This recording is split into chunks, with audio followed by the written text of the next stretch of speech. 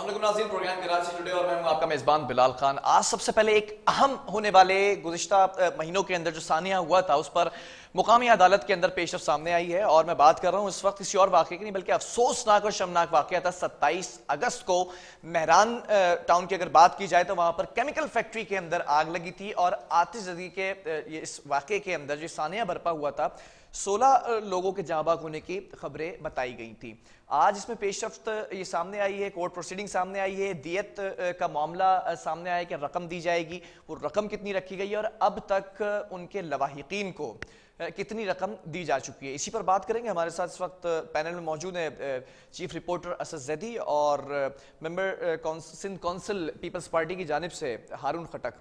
असद, आपसे स्टार्ट करना चाहूँगा, पहले ब्रीफिंग लेना चाहूँगा। असद, ये जो मामला हुआ था मेहरान टाउन का, मुझे याद है कि हमने बड़े इसके ऊपर प्रोग्राम्स किए थे, उसके बाद काफ़ी फैक्ट्रीज़ को भी सील किया गया था और बहुत सारी ऐसी चीज़ें कि वो फैक्ट्रीज अभी कुछ ज़राए बताते हैं कि फंक्शनल हैं, चीज़ें हैं। पहले मैं कोर्ट प्रोसीडिंग पर आना चाहूँगा कि आज कोर्ट के अंदर क्या मामला देखने में आया। जी देखिए बिलाल, बिस्मिल्लाहिर्रहमानिर्रहीम। सबसे पहले तो 27 अगस्त को जो अफसोसनाक वाकया हुआ, आज उसको तीसरा महीना चल रहा है। उसमें 6 मुलजमान गिरफ्तार थे, जिसमें फैक्ट्री ऑनर, उनके मैनेजर और उनके कुछ और साथी जो हैं वो भी थे, और उसमें जो जिनके नाम पे ये एग्रीमेंट था रेंट का, और वो भी थे। आज जो बड़ी प्रोसीडिंग्स थी उसमें से एक ये थी कि 10 लाख रुपए अदा किए गए थे सबसे पहले सिंध गवर्नमेंट की तरफ से लवाहिकीन को, और उसके बाद आज जो है 42 लाख रुपए फी कस के हिसाब से दियत तय हुई, और फिर उसमें से भी पहली किस्त 10 लाख रुपए अदा की गई। अच्छा, इसके बाद जो बाकी पैसे हैं वो भी फिर किस्तों में अदायगी होगी, और उसके बाद फिर आला अदलिया ने उनको 1 लाख रुपए फी कस मचलके के एवज जमानत पे रिहा करने का परवाना दे दिया है। दूसरी सबसे अहम बात बिलाल के, जहां पर ये 16 लोगों का वाकया जिसमें उनकी जाने गई, वहां 16 लोग थे। इसके साथ साथ जब अगली अहम बात यह कि 3 रोज कबल एक फैक्ट्री जल गई थी 27 अगस्त को। ठीक है, तीसरा महीना हो जाएगा 4 दिन बाद, लेकिन फिर हमने देखा कि वो 3 रोज कबल उसमें दोबारा से आग भड़क उठी। देखिए, जब पहले ये आग लगी बिलाल, तो उसमें एक आ गया कि शायद शॉर्ट सर्किट होगा, और क्योंकि इनफ्लेमेबल आइटम्स थे तो जल्दी जल गए, और उसकी वजह से क्योंकि रास्ता नहीं था तो लोग नहीं निकल पाए, चले गए। वो सारी बातें अपनी जगह है, लेकिन हमने देखा कि एक बंद फैक्ट्री जिसको सील कर दिया गया, तमाम तहकीकाती इदारे उस फैक्ट्री पे जाकर सील खुलवा कर तहकीकात करते हैं, फिर सील लग जाती है, और उसके बाद ना वहां बंदा ना बशर। उसके बावजूद 3 माह बाद वहां पर दोबारा आग भड़क उठती है 20 नवंबर को, और उसके बाद वो शोले इतने बुलंद थे कि फिर फायर ब्रिगेड की 4 गाड़ियों ने आकर उस पर काबू पाया। मुतलका इस बार खुदा न खास्ता कोई जानी नुकसान तो नहीं हुआ? देखिए, वहां पर तो कोई था ही नहीं, तो फिर जानी नुकसान का तो सवाल ही पैदा नहीं होता। ठीक है। फिर सबसे अहम बात यह है कि एक फैक्ट्री में सब कुछ जल गया था, फिर अचानक से उस फैक्ट्री में दोबारा आग का भड़क जाना, और फिर इस कदर भड़क जाना कि उसको 4 फायर ब्रिगेड की गाड़ियां आई और उन्होंने फायर टेंडर को शुबहात हैं। देखिए, अभी तो उसमें पुलिस इन्वेस्टिगेशन कर रही है, अंडर इन्वेस्टिगेशन है, और फिर दोबारा आग लग जाना। ठीक है, अभी आपसे दूसरी डिटेल्स भी मिलूंगा कि कुछ फैक्ट्रीज ऐसी हैं जो ये कहा जाता है कि सील की गई थी उस वाक़े के बाद, लेकिन दोबारा से ऑपरेशनल है। हारून खटक साहब, ये वाकयात पे दर पे रोनुमा होते हैं, फैक्ट्रीज के अंदर आग लगने के मामला। सेफ्टी मेजरमेंट्स सबसे ज़्यादा इंपॉर्टेंट होते हैं कि किसी भी कंपनी को लाइसेंस दिया जाता है तो उससे पहले ये तमाम चीज़ों का विजिट किया जाता है, इंस्पेक्शन की जाती है। कितनी ऐसी फैक्ट्रीज़ हैं, और जिस जगह पर ये आग लगी है पूरा इंडस्ट्रियल जोन है, इंडस्ट्रियल एरिया की अगर कोरंगी की बात करूँ मैं, तो आपकी हुकूमत के मातहत ये इदारों की जिम्मेदारियाँ, ये जो इदारे हैं अपनी जिम्मेदारियों से गाफिल हैं, हुकूमत क्या करती है? सबसे पहले तो मैं ये कहूँगा कि जिस फैक्ट्री में आग लगी थी मेहरान टाउन में, जब ये वाक़या हुआ था तो मैं वहाँ पे मौजूद था। तकरीबन मैं दोपहर 11 बजे वहाँ पहुँच गया था। जो ये वाक़या हुआ है, जहाँ पे ये आग लगी है, जहाँ से आउटडोर जाने का रास्ता था, उन्होंने उस चौकीदार ने वहाँ पे ताला लगाया हुआ था। उस ताले लगने की वजह से जब ये धुआं इन हुआ है तो वो रास्ता ही ब्लॉक हो गया, तो वो कहीं नहीं जा सके। दूसरी बात ये कि फायर की जो आपने बात की है, तकरीबन हर महकमे के अंदर वहाँ के जो मुतलका जो डिपार्टमेंट हैं उनके हफरात वहाँ पे मौजूद हैं। इंडस्ट्रियल एरिया के अंदर हो या चाहे साइड एरिया हो चाहे कुरंगी इंडस्ट्रियल एरिया हो, फिन गवर्नमेंट की तरफ से तमाम अफसरानों को ऑन बोर्ड लिया हुआ है, वो वहाँ पर मौजूद थे, वहाँ पे ये चीज़ें थी। लेकिन जहाँ से निकलने का रास्ता था वो बदकिस्मती से वहाँ ताला लगा हुआ था, इस वजह से दम घुटने से ये अमवात हुई है।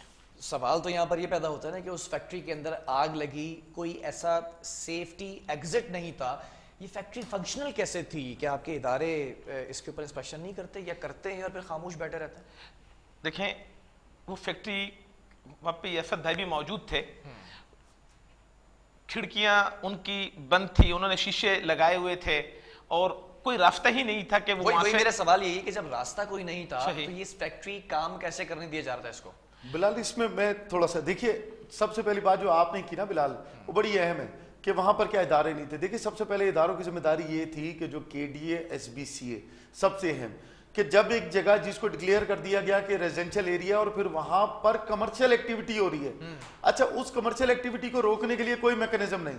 हम इदारों की बात कर लेते हैं, हम इदारों से बात कर लेते हैं, इदारों की बात करते हैं और इदारों से बात करते हैं। जो बात अरुण साहब ने कही, देखिए हो क्या रहा है, उन इदारों की बात के केडीए था, केडीए ने जब बता दिया कि रेजिडेंशियल एरिया ओवरसीज पाकिस्तानियों का एरिया है, तो वहां पर फैक्ट्रियां कैसे लगी। फिर एसबीसीए का काम था कि जब कोई फैक्ट्री लगती है या कोई भी रेजिडेंशियल प्रोजेक्ट बनता है तो एसबीसीए जाता है, वो नक्शे पास करता है, तो एसबीसीए के नक्शे पास होने के बगैर कैसे हो गया।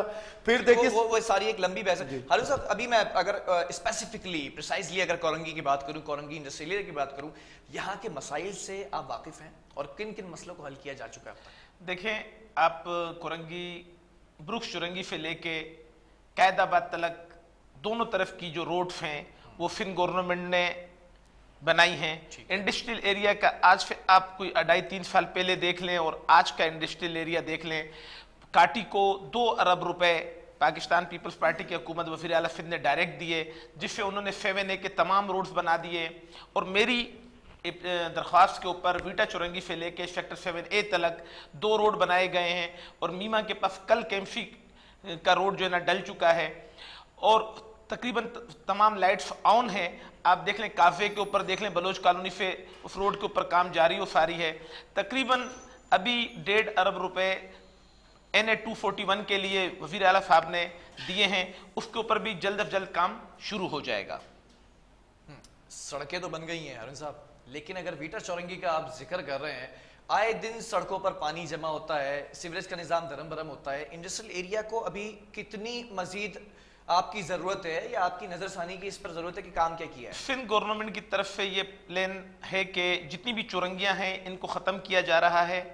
ये जब चुरंगियां ख़त्म हो जाएगी तो ट्रैफिक का जो दबाव है वो कम हो जाएगा।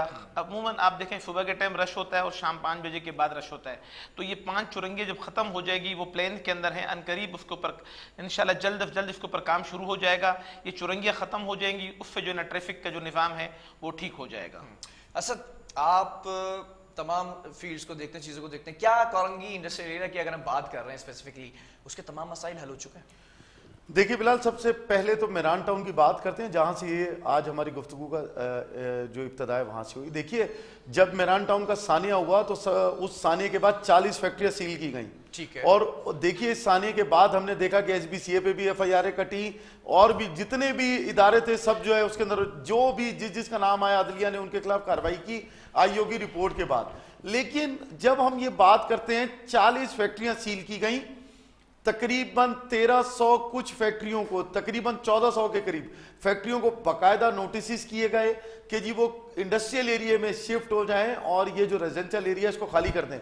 सबसे पहले तो कोरंगी इंडस्ट्रियल एरिया का सबसे बड़ा मसला कि रेजिडेंशियल एरिया से निकाल कर इनको इंडस्ट्रियल एरिया में शिफ्ट करने का है। तो मसाइल वहीं के वहीं है, जगह मौजूद है कि वहां शिफ्टिंग हो सकती है। देखिए जब सरकार के पास तो तमाम मसाइल हैं, फिर वो इनको ले जाएं, जिस तरह इलाकों को खाली कराकर और शिफ्ट कराया जाता है हाईवेज पे, तो फिर ले जाएं वहां पर।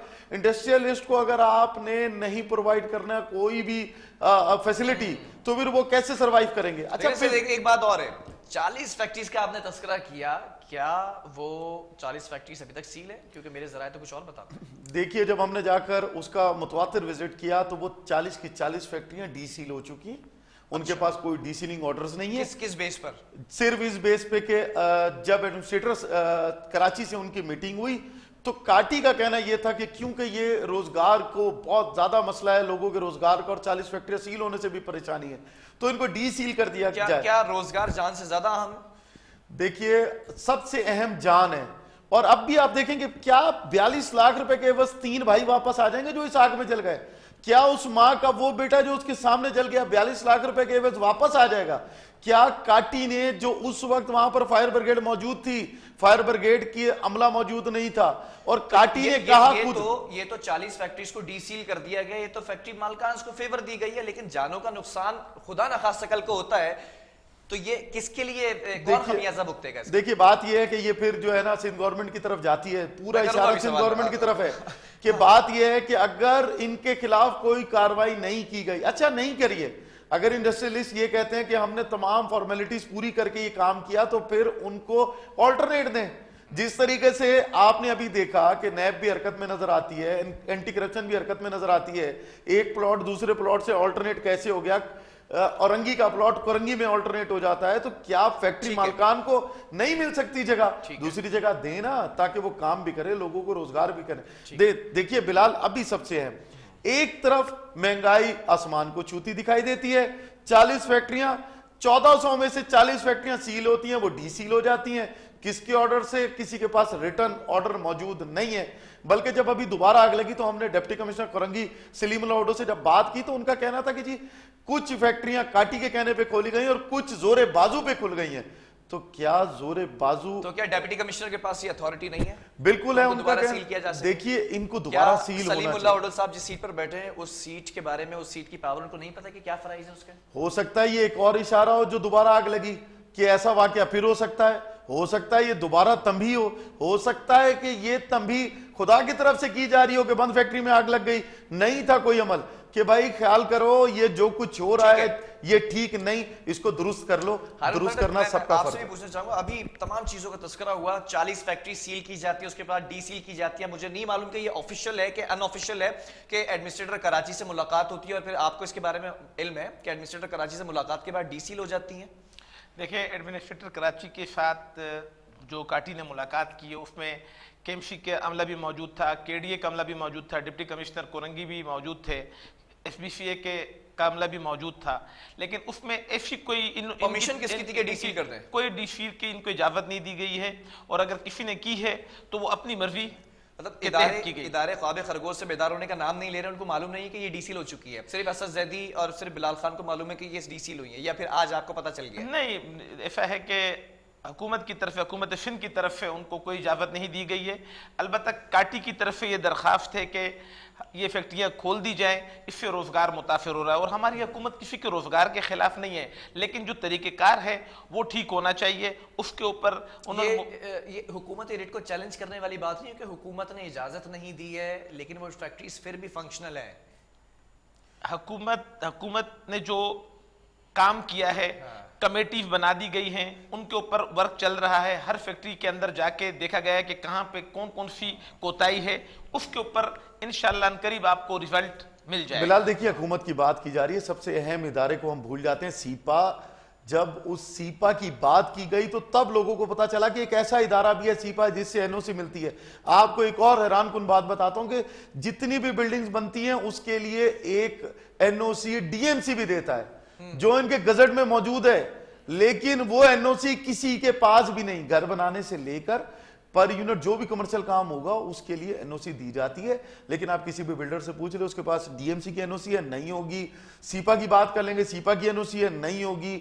जो इदारे खुद ही खाबे गफलत में जिंदा है। हारून खटक तो कह रहे हैं कि सिंध हुकूमत ने इजाजत ही नहीं दी है, एडमिनिस्ट्रेशन ने इजाजत नहीं दी है। ये मालकान क्या इतने पावरफुल है कि हुकूमत रेट को चैलेंज किया जा सकता है और हुकूमत खामोश बैठी रहेगी? ये डिप्टी कमिश्नर ये कहेगा कि ये जोरे बाजू पर खोली गई है? अच्छा देखिए, इसको पहले फिर दोबारा से हम पीछे जाते हैं। ये आज की बात क्यों कर रहे हैं? जब बन रही थी तो तब भी तो जोरे बाजू पे बनी ना। जो जो इदारे इनके बनने में मुलविस हैं वो इनके खुलवाने में भी मुलविस हैं। जब एक कमेटी बना दी गई थी डिप्टी कमिश्नर कोरंगी की तरफ से, उसके अंदर 4 असिस्टेंट कमिश्नर थे, 4 मुख्तारकार थे, एसबीसीए का अमला था, सिविल डिफेंस था कि वो इनकी जांच पड़ताल करे, तो फिर बगैर रिपोर्ट आए कैसे खुल गई? अच्छा, वो बहस भी दूसरी तरफ जाएगी कि जब ये बनी थी तब जोर किसका था, जब किस सियासी हुकूमत का यहाँ पर जो है वो जोरे बाजू पर काम होता था? हारून साहब, सवाल यहाँ पर ये है कि ठीक है, अभी यहाँ पर बैठकर ये एतराफ़ करते हैं सब आकर मेरे प्रोग्राम के अंदर के हुकूमत ने इजाज़त नहीं दी है, तो ये दोबारा फैक्ट्रीज जो 40 सील की गई थी, डी सील हो चुकी हैं, दोबारा से सील की जाएंगी क्या? आज यहाँ से आप सीट से उठकर जाएंगे क्या, फिर दोबारा सील होंगी? देखिए, मैंने आज से कुछ दिन कबल सीएम साहब को और एडमिनिस्ट्रेटर कराची मुर्तज़ा वहाब साहब को एप्लीकेशन दी है इसी हवाले से कि ये जो मेहरान टाउन में ये एक वाक़या हुआ था, अल्लाह ना करे कि कोई दूसरा वाक़या हो जाए। मुझे उम्मीद है कि उसके ऊपर कोई अच्छा लायामल अनकरीब आ जाएगा, बहुत जल्द आप लोगों को खुशखबरी मिल जाएगी उसके ऊपर कि केडीए के जो डीजी हैं उनको भी बुलाया गया है और इन्होंने अदालत से भी रुजू किया है, अदालत ने भी कुछ स्टे दिया है, अदालत ने भी कुछ स्टे दे दिया है इन फैक्ट्री मालिकान को। आपको अच्छे तरीके से पता है कि काटी इनको ऑन करती है और काटी के नुमाइंदे, जिस दिन ये आग लगी थी तो काटी के नुमाइंदे भी पहुंचे हुए थे। काटी 400 गज के ऊपर फैक्ट्री उन्होंने लगाई हुई है, उनका एक मेंबर बन जाता है, लेकिन जब इस तरीके के मामलात होते हैं तो उस ऐसी जगह पे वो जो है ना, कोई वहां पे ये तमाम चीजें अपनी जगह, महकमा लेबर, इससे आप वाकिफ होंगे जी बिल्कुल। ये डिपार्टमेंट क्या कर रहा है? क्या जो इस वक्त लेबर काम कर रही है इंडस्ट्रियल एरिया की, अगर मैं बात करूं कोरंगी के, क्या उनके तहफ़्फ़ुज़ात का ख्याल रखता है ये डिपार्टमेंट? आप देख लें कि इस टाइम पे सबसे ज्यादा सिंध गवर्नमेंट ने 25,000 रुपए तनख्वाह का ऐलान किया है। ये फैक्ट्री मालिकान आए दिन जो लेबर जो है ना हड़ताल है जा रही हो चुकी है 25,000 रुपए तनख्वाह? बिल्कुल, नोटिफिकेशन जारी हो चुका है। हर फैक्ट्री के अंदर मिल रही है? कुछ फैक्ट्रीज ने कर दिया है और कुछ जो है ना नहीं कर रही और मलापली अपनी चला रही है। इसमें वही फिर इन दी एंड कंक्लूजन में ये क्या कह रहा हूं, निकालूं? ज्यादातर जो चीजें हो जाती है, नोटिफिकेशन आ जाते हैं, ज्यादातर ये इंप्लीमेंट जो कब होगा? फैक्ट्रीज के जो मामलात होते हैं ज्यादातर ये फेडरल गवर्नमेंट के अंडर में आते हैं।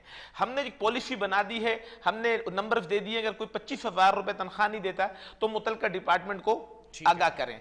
हमसे जो हो सकता था हमने किया और हम इस पे अमल दरामद करा के रहेंगे। और इस टाइम पे जो महंगाई हो गई है, 17-18,000 और 20,000 रुपए गुजारा नहीं है और 25,000 रुपए वजीर आला सिंध साहब ने तनख्वाह मुकर्रर की है। ठीक है, बहरहाल बहुत शुक्रिया। हारून खटक हमारे साथ मौजूद थे, असद जैदी आपका बहुत शुक्रिया। नाज़रीन, मामलात कुछ वाज़े यहाँ पर हो चुके हैं कि जो फैक्ट्रीज के अंदर आग लगती है, हमने देखा गुज़िश्ता पूरा वीक मैंने प्रोग्राम किया, मार्केट्स के अंदर आग लगने का एक सिलसिला चल उठा था, जिसके ऊपर अभी तक इन्वेस्टिगेशंस हो रही हैं। अब फैक्ट्रीज की अगर बात करते हैं, जानी नुकसान होता है, लोग अपने प्यारों को जलता हुआ देखते रहे वहां पर, लेकिन कुछ कर नहीं सकते थे। अब ये फैक्ट्री मालकान मेरे सामने इस वक्त रखे हुए डॉक्यूमेंट्स के मचल के जमा कराकर और फिर जमानत मंजूर कर ली गई है इनकी, लेकिन जो इदारों का काम है, जो हुकूमत का काम है, उसे करना होगा। अगर हुकूमत ने सील की है तो कैसे कोई चीज़ डी सील हो सकती है बगैर किसी चालान भरे या बगैर किसी सेफ्टी मेजर्स को, प्रिकॉशंस को मलूज़ खातिर रखते हुए? हुकूमत से ये अपील है कि इन तमाम चीज़ों पर जोर देने की जरूरत है। वक्फा लेंगे, यहाँ पर फिर कुछ और स्टोरीज हैं उसको भी शामिल करेंगे।